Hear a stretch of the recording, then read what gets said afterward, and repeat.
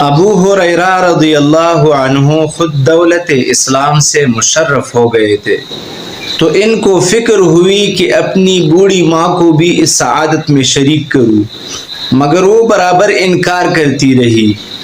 حسب معمول ایک دن ان کو اسلام کی دعوت دی تو انہوں نے نبی صلی اللہ علیہ وآلہ وسلم اور شان نبوت میں کچھ ناروا الفاظ استعمال کیے۔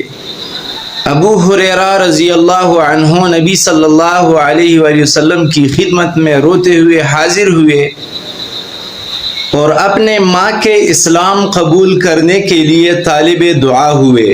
رحمت عالم صلی اللہ علیہ وآلہ وسلم نے دعا فرمائی، یا اللہ ابو ہریرہ کی ماں کو اسلام کی ہدایت دے دے۔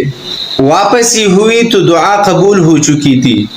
والدہ اسلام قبول کرنے کے لیے نہا کر تیار ہو رہی تھی۔ جیسے ہی ابو ہریرہ رضی اللہ عنہ گھر پہنچے، ماں نے پڑھا، اشہد ان لا الہ الا اللہ و اشہد ان محمدا عبدہ و رسولہ۔ ابو ہریرہ رضی اللہ عنہ اپنی ماں سے یہ الفاظ سنتے ہوئے الٹے پاؤں فرتے مسرت سے روتے ہوئے مکان نبوی پر حاضر ہوئے اور عرض کیا، یا رسول اللہ صلی اللہ علیہ وآلہ وسلم، آپ کی دعا قبول ہوئی، اللہ نے میری ماں کو اسلام کی ہدایت بخش دی۔